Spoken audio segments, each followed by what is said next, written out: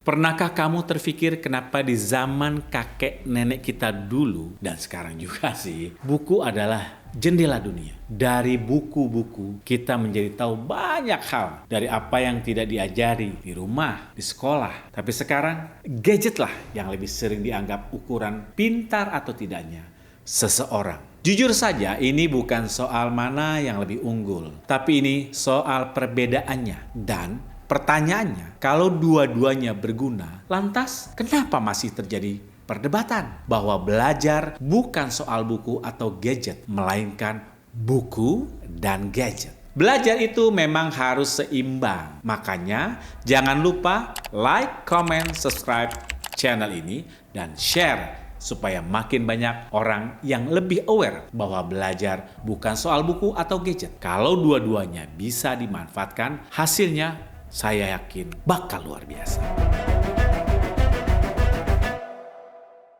Ini yang membuat perbedaannya menjadi jelas. Dengan buku, imajinasi dan kreativitas kita terbang sesuai dengan interpretasi masing-masing pembaca. Sementara gadget membuat belajar lebih rinci, lebih luas, dan lebih sesuai dengan kebutuhan zaman. Singkatnya, begini, buku melatih otak untuk menemukan, bukan diberitahu. Tapi gadget itu menyuguhkan, bukan mencari. Bersama buku, anak membangun hutan di kepalanya. Ia belum pernah melihat serigala, tapi ia bisa merasakannya. Bersembunyi di antara semak belukar. Dan bersama gadget, anak-anak tinggal mengetuk layar, lalu semuanya bergerak tanpa ia tanya, "Ibu, telur itu dari mana asalnya?" Anak yang mengenal dongeng di pangkuan ibunya belajar mencintai suara manusia sebelum suara mesin. Ia tumbuh dengan kata-kata yang hangat,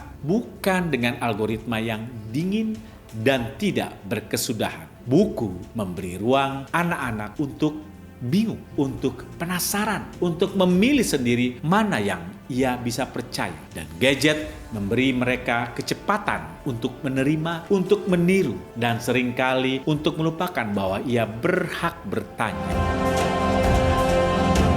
Tidak ada yang salah dari penggunaan gadget, yang penting bijak dan selektif. Selama durasi penggunaannya masih wajar dan konten yang ditonton positif, gadget justru menjadi alat belajar yang kreatif dan produktif. Dan di balik layar gadget yang kamu gunakan itu ada teknologi cerdas yang terus belajar dan membantu. Dialah si kecerdasan buatan, AI. Banyak orang yang takut dengan AI, takut kehilangan pekerjaan, takut manusianya nanti tidak berguna, sampai takut kreativitas ikut mati. Tapi apakah benar seperti itu? Apalagi perusahaan besar banyak melayoff karyawannya. Ini bukan pertama kalinya teknologi bikin gempar. Dulu mesin uap, komputer, internet, semuanya bikin khawatir. Tapi pada akhirnya pun manusia belajar hidup bersama teknologi. Seperti yang dikatakan Jensen Huang, founder dan owner perusahaan teknologi multinasional Amerika and chips grafis Nvidia. You are not going to lose a job, your job to an AI. But you're going to lose your job to somebody who use AI. Yang artinya, kamu tidak akan kehilangan pekerjaan karena AI, tapi kamu akan kehilangan pekerjaan karena seseorang yang menggunakan AI. Meski ia memiliki segudang manfaat, tetap saja generatif AI punya minusnya seperti terlalu mengeneralisasi sehingga jadi kurang kritis. Kemampuan emosi, empati, etika nggak ada tuh. Dan tidak memiliki kemampuan berpikir kreatif di luar data yang disuguhkan. Dari kekurangan inilah yang memperkuat posisi AI bukan untuk menggantikan pekerjaan kita, tapi untuk memudahkan pekerjaan kita. Sama seperti pengalaman saat saya mengajar mata kuliah broadcasting, di mana mahasiswa saya sudah tidak lagi tertarik dengan sekedar pemaparan slide saja, sekedar teori atau textbook sudah tidak seru buat mereka. Akhirnya pun saya putar otak untuk membuat mereka lebih tertarik dan tertarik lagi dengan materi yang akan saya ajarkan. Maka dari itu, saya memberikannya praktek langsung dengan membuat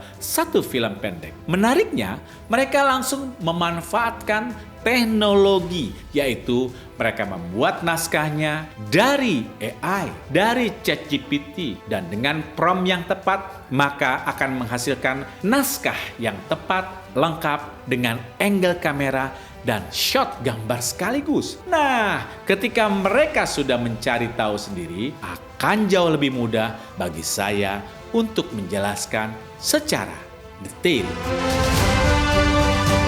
Ya, sekarang zaman sudah berubah dan kita harus terus beradaptasi dengan hal itu. Mahasiswa tidak lagi tertarik belajar sebatas teori. Mereka ingin belajar lebih dari praktek, studi kasus, dan pengalaman langsung. Dengan kata lain, peran dosen bukan lagi sebatas pembaca buku berjalan, tapi pembimbing yang mampu menghubungkan pengetahuan ke dunia nyata dan membuat belajar menjadi lebih hidup, relevan, dan berguna. Perubahan adalah sebuah keniscayaan dan tidak bisa kita hindari. Pintar saja tidak cukup, tapi kita juga harus lincah dengan kebutuhan industri. Dan yang berubah bukan hanya manusianya, tapi juga perusahaan harus siap memfasilitasi perubahan tersebut. Misalnya untuk transisi ke AI harus dibekali pelatihan sumber daya manusia yang sesuai agar menuju perubahan yang optimal. AI bukan ancaman, melainkan kawan jika kita bisa memanfaatkannya dengan bijak. Masa depan bukan soal manusia melawan mesin, tapi manusia yang belajar bergandengan tangan bersama teknologi demi dunia yang lebih baik. Karena AI adalah sebuah tools yang mampu kita kontrol, maka gunakanlah kontrol itu dengan baik agar menjadi manfaat setiap hari karena semua butuh informasi.